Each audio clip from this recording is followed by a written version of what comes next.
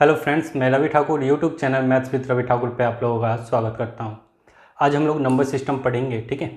तो चलिए उसकी शुरुआत करते हैं। हम लोग कुछ बेसिक कंसेप्ट्स है वो हम लोग सीखते हैं, ठीक है। क्लासिफिकेशन ऑफ नंबर हम लोग पढ़ेंगे यहाँ पे, ठीक है। तो हमारे पास जितने भी नंबर है, ठीक है, natural number, whole number, integer, जितने भी नंबर्स आते हैं हमारे पास, ठीक है, वो सबको किस में डाल दिया गया है, उसे कम्प्लेक्स नंबर में डाल दिया गया है, ठीक है। उसे किस में डाल दिया गया है, कम्प्लेक्स नंबर में, ठीक है। कॉम्प्लेक्स नंबर को हिंदी में क्या कहते हैं, सम्मिश्र संख्या, ठीक है। जितने भी नंबर से सबको किस में कैटेगराइज कर दिया गया है, कॉम्प्लेक्स नंबर में डाल दिया गया है, ठीक है। कॉम्प्लेक्स नंबर को हम लोग डिनोट कैसे करते हैं, तो उसे हम लोग लिखने का जो फॉर्मेट होता है वो क्या होता है, a प्लस आयोटा b, ठीक है। इसमें से ये जो टर्म है, ये टर्म किसे डिनोट करता है, तो ये जो टर्म है वो इमेजिनरी नंबर को डिनोट करता है, जिसे हिंदी में हम लोग क्या कहते हैं, काल्पनिक संख्या, ठीक है। और ये जो ए है ये किसे डिनोट करता है, तो ये ए जो है वो हमारा रियल नंबर को डिनोट करता है, वास्तविक संख्या, ठीक है। अब जितने भी नंबर्स है वो सब किस में डाल दिया गया है, रियल नंबर में डाल दिया गया है, जो हमें पढ़ना है, ठीक है। ये जो पार्ट है इमेजिनरी नंबर, ये हमें सिलेबस में, हमारे सिलेबस में नहीं है, ठीक है। तो इस रियल नंबर को भी दो पार्ट में कैटेगराइज किया गया है। फर्स्ट पार्ट क्या है हमारे पास, फर्स्ट है हमारे पास रेशनल नंबर,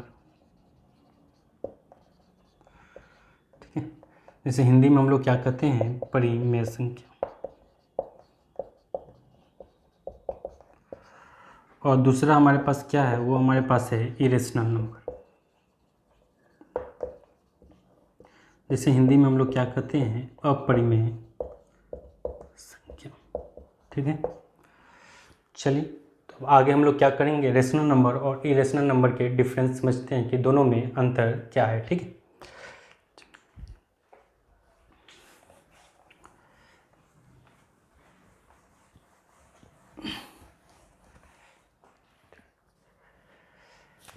देखिए हमारे पास क्या है, रियल नंबर,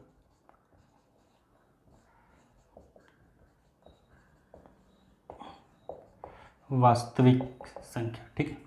इस रियल नंबर को दो पार्ट में बांटा गया। फर्स्ट पार्ट क्या हमारे पास, रेशनल नंबर है, जिसे हिंदी में हम लोग क्या कहते हैं, परिमेय संख्या। दूसरा पार्ट क्या हमारे पास, वो हमारे पास है इरेशनल नंबर,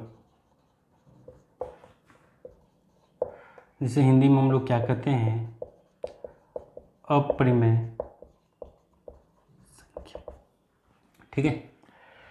देखिए इस रेशनल नंबर और इरेशनल नंबर में डिफरेंस क्या है वो हम लोग पहले डिस्टिंग्विश करते हैं, उसके बाद फिर हम इरेशनल नंबर को यहीं छोड़ देंगे, फिर हम लोग आगे किस पे बढ़ेंगे, रेशनल नंबर पे, ठीक है। देखिए इसको क्या कहते हैं हम लोग, इसे हम लोग लिख सकते हैं p बाई क्यू के फॉर्म में, ठीक है। Means it can be written in the form of p by q, ठीक है। इसका एग्जाम्पल आप ले लें, तो चलिए समझते हैं, पहले एग्जाम्पल लेते हैं। इसका एग्जाम्पल क्या हो जाएगा हमारे पास, 0.25, 5/2, 0.33, ये सब क्या है हमारे पास, रेशनल नंबर है, ठीक है। इसी को हम लोग दूसरा नाम क्या जानते हैं, उसे हम लोग कहते हैं टर्मिनेटिंग डेसिमल, ठीक है, टर्मिनेटिंग डेसिमल्स, ठीक है। और इसी को हम लोग दूसरे नाम से समझते हैं, उसे हम लोग क्या कहते हैं, रेकरिंग डेसिमल्स, ठीक है। सब रेशनल नंबर के ही पार्ट है, इसी को हम लोग क्या कहते हैं, रेकरिंग डेसिमल्स और टर्मिनेटिंग डेसिमल्स में इसे हम लोग क्या करते हैं, रखते हैं, ठीक है।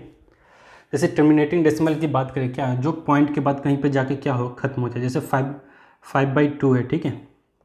एग्जाम्पल में लिख लीजिए, जैसे 5/2 है, तो इसे हम लोग क्या लिख सकते हैं, 2.5, ठीक है। इस 5 तक आके क्या हुआ, यह समाप्त हो गया, ठीक है, टर्मिनेट कर गया, इसका मतलब ये क्या हो गया, टर्मिनेटिंग डेसिमल हो गया, ठीक है। और रेकरिंग डेसिमल्स में एग्जाम्पल में आप लोग लिख लेंगे 0.33, ठीक है। इसी को हम लोग फ्रैक्शन में लिखते हैं, तो ये क्या हो जाएगा हमारे पास, 33/99, ठीक है। तो ये क्या हो जाएगा हमारा, रेकरिंग डेसिमल्स हो जाएगा, ठीक है। अब आते हैं हम लोग इरेशनल नंबर पे। तो इरेशनल नंबर को हम लोग क्या कहते हैं, इसे हम लोग p/q के फॉर्म में नहीं लिख सकते हैं, ठीक है। It cantt B written in the form of p by q, ठीक। और इसी के एग्जाम्पल की बात करें तो एग्जाम्पल में क्या आ जाएगा हमारे पास, पाई आ जाएगा, ठीक है, ये आ जाएगा, और क्या हो गया, √2 हो गया, √3 हो गया, ठीक है। बहुत से एग्जाम्पल्स हैं। और इसी का जो दूसरा नाम है वो क्या हो जाएगा हमारे पास, नॉन टर्मिनेटिंग डेसिमल,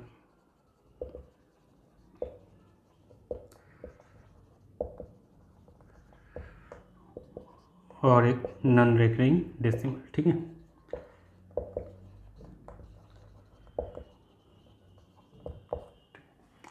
ये कुछ प्रॉपर्टी है इसे डिस्टिंग्विश करने का, ये आप लोग समझेंगे। अब जो है हम लोग क्या करेंगे, रेशनल नंबर यहीं छोड़ देंगे, फिर हम आगे किस पे बढ़ेंगे, रेशनल नंबर से, ठीक है। तो चलिए देखते हैं रेशनल नंबर्स में फिर कौन कौन से पार्ट में इसे विभक्त किया गया है।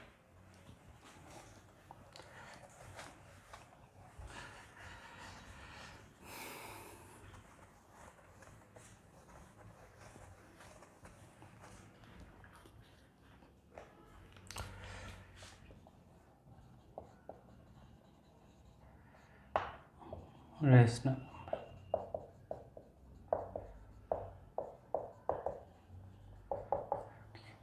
इसे हम लोग दो पार्ट में बांटेंगे। फर्स्ट क्या हो जाए हमारे पास, नॉन इंटीजर,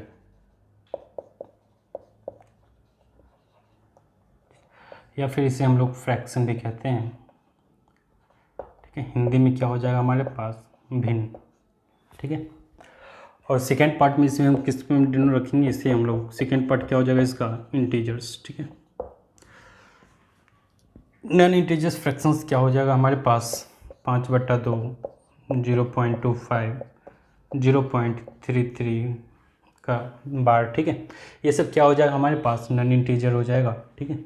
अगर इंटीजर की बात करें तो इंटीजर में हमारे पास क्या क्या हो जाएगा एग्जांपल्स में, पहले इसे इंटीजर को हम लोग 3 पार्ट में बांट लेते हैं, ठीक है। पहला क्या हो जाएगा हमारा, नेगेटिव इंटीजर, ठीक है। एक पार्ट क्या होगा हमारे पास, 0 हो जाएगा, और जो थर्ड पार्ट होगा वो क्या हो जाएगा हमारे पास, पॉजिटिव इंटीजर, ठीक है। नेगेटिव इंटीजर, ठीक है, जैसे हम लोग -∞ से कहाँ तक आएगा वो, -1 तक, ठीक है। और पॉजिटिव इंटीजर क्या हो जाएगा, 1 2 3 डॉट डॉट डॉट इनफाइनाइट तक चला जाएगा, ठीक है। और इसी चीज़ को यदि हम 0, ठीक है, 0 और पॉजिटिव इंटीजर को क्या कर दें, मिला दे, एक में रख देते, ये क्या कहलाएगा हमारे पास, होल नंबर, ठीक है। ये क्या कहलाएगा हमारे पास, होल नंबर, ठीक है। मीन्स पॉजिटिव इंटीजर, ठीक है, पॉजिटिव, चाहे इसको आप ऐसे लिखिए, नेचुरल नंबर इंक्लूडिंग 0, ठीक है। मीन्स 0 और पॉजिटिव इंटीजर को हम एक पार्ट में रखते तो वो क्या कहलाएगा हमारे पास, होल नंबर, ठीक है। होल नंबर क्या होता है, नेचुरल नंबर इंक्लूडिंग 0, ठीक है। चलिए अब हम लोग नेक्स्ट देखते हैं। और आ जाइए, फिर इसी इंटीजर को हम लोग क्या करेंगे, जो इंटीजर से, ठीक है, हिंदी में इसे क्या कहते हैं हम लोग, पूर्णांक, ठीक है।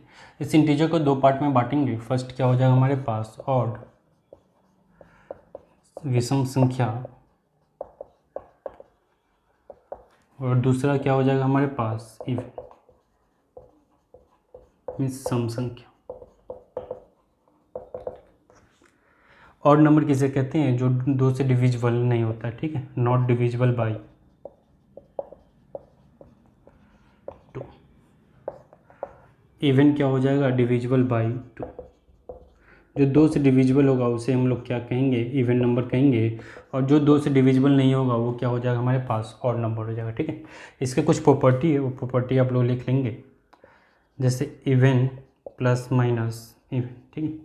इवन में इवन ऐड करेंगे तो क्या देगा हमारे पास, इवन देगा, ऑड प्लस माइनस ऑड, ठीक है। ऑड में से ऑड घटाएंगे या जोड़ेंगे तो वो क्या हो जाएगा हमारे पास, इवन हो जाएगा, ठीक है। और इवन प्लस माइनस ऑड करेंगे तो वो क्या देगा हमें, ऑड, ठीक है। इसी तरह मल्टीप्लिकेशन में भी कुछ रूल्स हैं, जैसे इवन इंटू इवन, क्या देगा, इवन देगा, ठीक है। ऑड इंटू ऑड क्या देगा, ऑड संख्या देगी, और इवन इंटू ऑड क्या देगी हमें, इवन नंबर्स देगी, ठीक है। ये कुछ प्रॉपर्टी है, प्रॉपर्टी आप लोग नोट करके लिख लेंगे, और यहाँ एक नोट में लिख लेंगे जीरो क्या है हमारे पास,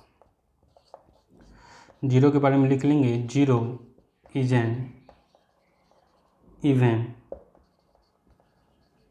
इंटीजर, ठीक है।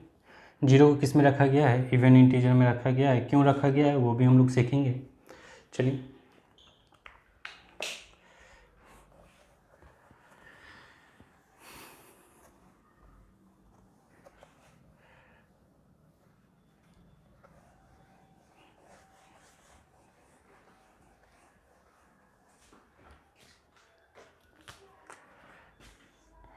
ठीक है, लेट मान लेते हैं, लेट जीरो इज एन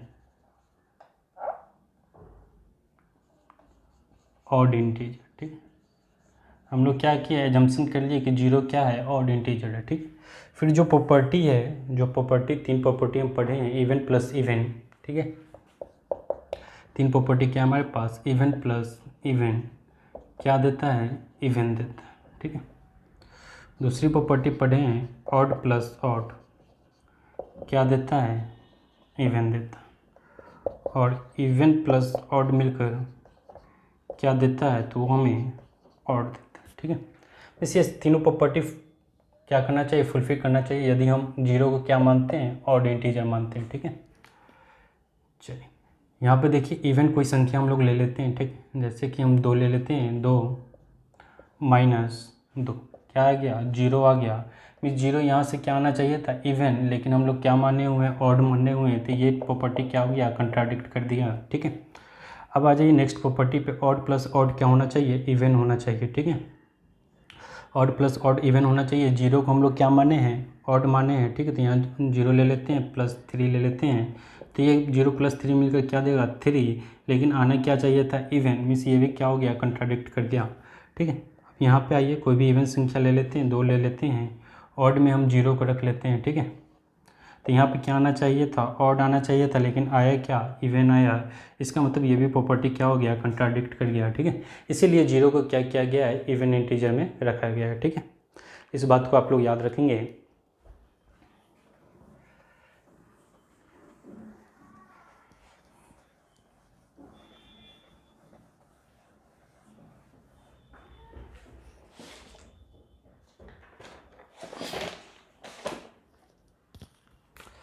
अब आइए फिर इंटीजर को हम लोग कैटेगराइज करते हैं। इंटीजर्स को 3 पार्ट में बांटेंगे हम लोग। फर्स्ट क्या हो जाएगा हमारे पास, प्राइम नंबर, ठीक है। जिसे हिंदी में हम लोग क्या कहते हैं, भाज्य संख्या। और दूसरा पार्ट में हम लोग किसे रखेंगे, 1 को रखेंगे। इसके बारे में बाद में हम बात करेंगे। सेकेंड नंबर पे आ जाइए, क्या हो जाएगा हमारे पास, कंपोजिट नंबर, ठीक है। जिसे हम लोग क्या कहते हैं हिंदी में, भाज्य संख्या। एग्जाम्पल्स ले लेते। एग्जाम्पल्स में प्राइम नंबर में क्या हो जाएगा, 2, 3, 5, 7, 11 डॉट डॉट डॉट, ठीक है। कंपोजिट नंबर की बात करें तो क्या हो जाएगा हमारे पास, 4, 6, 8, 9, 10 डॉट डॉट, ठीक है। इस प्राइम नंबर कहने का मतलब क्या हुआ, हैविंग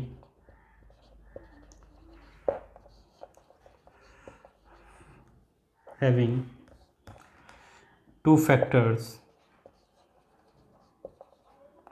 1 एंड नंबर इटसेल्फ, ठीक है। मीन्स यदि हम 3 की बात करें तो इसके 2 फैक्टर हैं, एक फैक्टर 1 है और दूसरा 3 क्या है, इटसेल्फ है, ठीक है। तो प्राइम नंबर के बारे में आप लोग समझ गए। क्या होगा, इसके सिर्फ 2 फैक्टर्स होंगे, एक 1 होगा और दूसरा नंबर खुद होगा, ठीक है।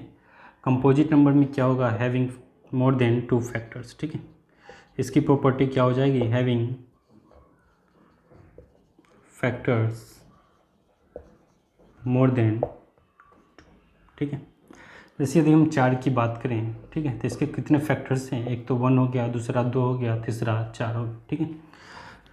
उसी तरह यदि हम 6 की बात करें तो 6 में कितने फैक्टर्स होंगे, 1 होगा, 2 होगा, ठीक है, 3 होगा और 6 होगा, ठीक है। मीन्स जो कंपोजिट नंबर होंगे उसके फैक्टर्स क्या होंगे, 2 से अधिक होंगे, और जो प्राइम नंबर होंगे उसके सिर्फ 2 फैक्टर्स होंगे। पहला फैक्टर्स 1 होगा और दूसरा वो नंबर खुद होगा, ठीक है। अब बात करते हैं 1 पे, ठीक है। तो 1 जो है वो नाइदर प्राइम है और नॉट कंपोजिट है, ठीक है। तो 1 के बारे में लिख लेंगे, 1 इज नाइदर प्राइम और नॉट कंपोजिट नंबर, ठीक है। इस 1 ना तो प्राइम नंबर है और ना ही कंपोजिट नंबर है, ठीक है। अब चलिए कुछ प्रॉपर्टी हम लोग नोट करके लिख लेंगे।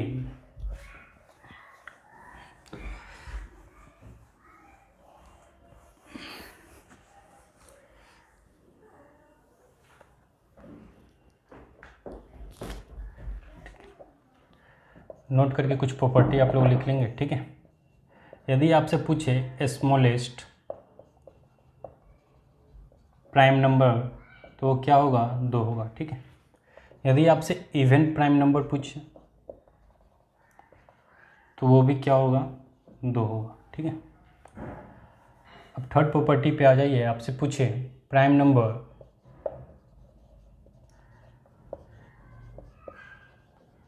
बिटवीन 1 to 50 कितना होगा, तो वो आपके पास 15 नंबर्स होंगे, ठीक है। वही आपसे पूछे प्राइम नंबर बिटवीन 50 to 100 तो वो कितना हो जाएगा, 10 हो जाएगा, ठीक है। वही जब पूछा जाए प्राइम नंबर बिटवीन 1 to 100 तो वो कितना हो जाएगा आपके पास, टोटल 25 हो जाएगा, ठीक। तो इस जो कुछ प्रॉपर्टी आप लोग याद रखेंगे। चलिए नेक्स्ट देखते हैं। कुछ टर्म्स है, वो टर्म्स आप लोग समझेंगे।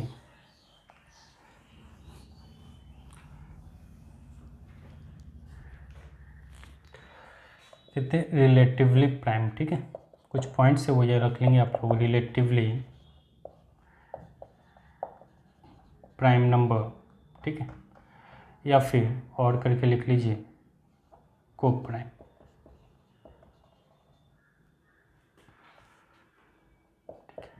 ये क्या हो जाएगा आपके पास, रिलेटिवली प्राइम या को प्राइम, ठीक है। हिंदी में क्या कहते हैं इसे, सहभाज्य संख्या, ठीक है। तो ये क्या हो जाएगा, इसका होगा 2 numbers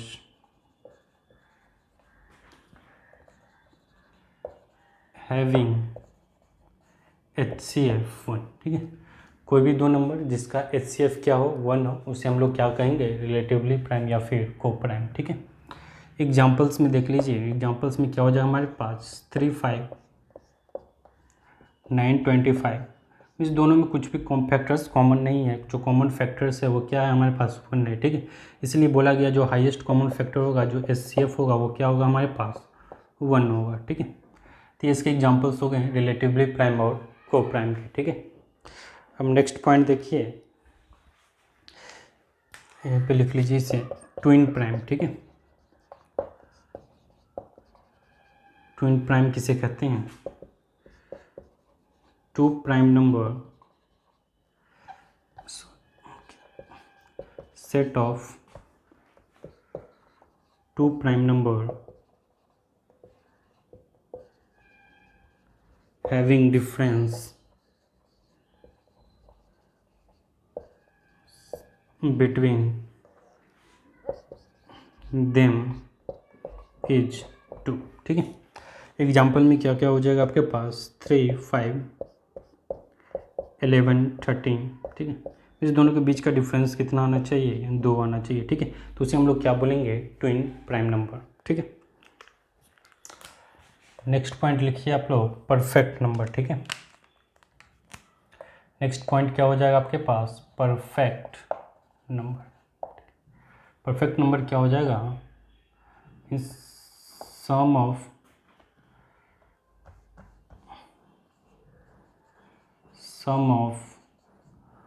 all factors of a number excluding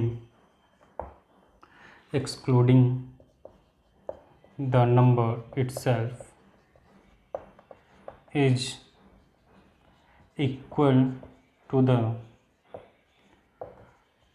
original number, ठीक है। Means sum of all factors of a number excluding the number itself is equal to the original number, then the number is called perfect number, ठीक है। then the number is called perfect number, ठीक है। Example की बात करें तो example में क्या हो जाएगा आपके पास 6, ठीक है। 6 की बात करें तो इसके फैक्टर्स कितने हैं, 1 है, 2 है, 3 है और 6, ठीक है। यदि जो नंबर इट्सेल्फ बोला है, जो नंबर इट्सेल्फ जो, ठीक है, जो नंबर है वो फैक्टर जो उसका उसे क्या करना है, एक्सक्लूड कर देना है। बाकी सभी फैक्टर्स को क्या करना है, ऐड करना है। और उसका सम यदि उस नंबर के बराबर ही आ जाए तो वो नंबर क्या कहलाएगा, परफेक्ट नंबर, ठीक है। यहाँ से ऐड करें 3 2 5 1 6, ठीक है। तो इस 6 क्या हो जाएगा हमारे पास, परफेक्ट नंबर हो जाएगा, ठीक है। दूसरा एग्जाम्पल्स ले लीजिए आप 28, ठीक है। 28 के कितने फैक्टर्स बनेंगे, 1 2 4 7 14 28, ठीक है। ये 28 जो नंबर इट्सेल्फ उसे क्या करना है, एक्सक्लूड कर देना है। बाकी सारे को आप लोग क्या करेंगे, ऐड करेंगे। तो बताइए 21 4 25 और 2 25 और 3 28 कितना हो जाएगा, 28 हो जाएगा। तो मीन्स 28 भी क्या हो जाएगा आपके पास, परफेक्ट नंबर हो जाएगा, ठीक है। ये कुछ पॉइंट्स है, आपसे एग्जाम में पूछा जा सकता है कौन नंबर परफेक्ट है, परफेक्ट नंबर है या फिर नहीं है, ठीक है।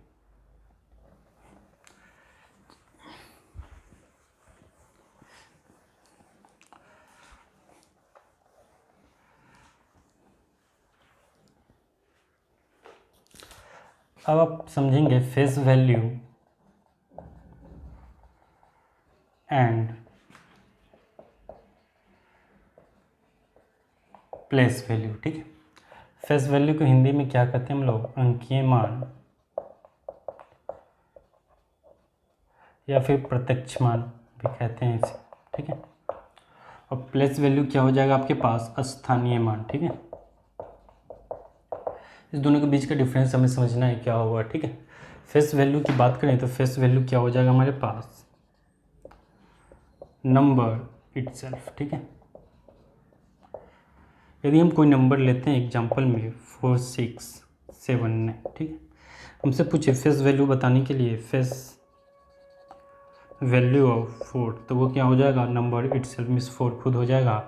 उसी तरह यदि 6 का पूछे तो वो 6 हो जाएगा, 7 का पूछे 7 हो जाएगा, 9 का पूछे 9 हो जाएगा, ठीक है। अब आते हैं हम लोग प्लेस वैल्यू पे, ठीक है।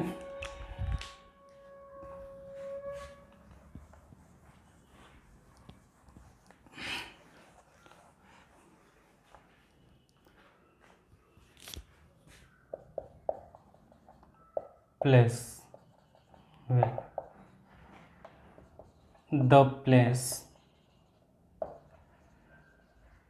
the place of where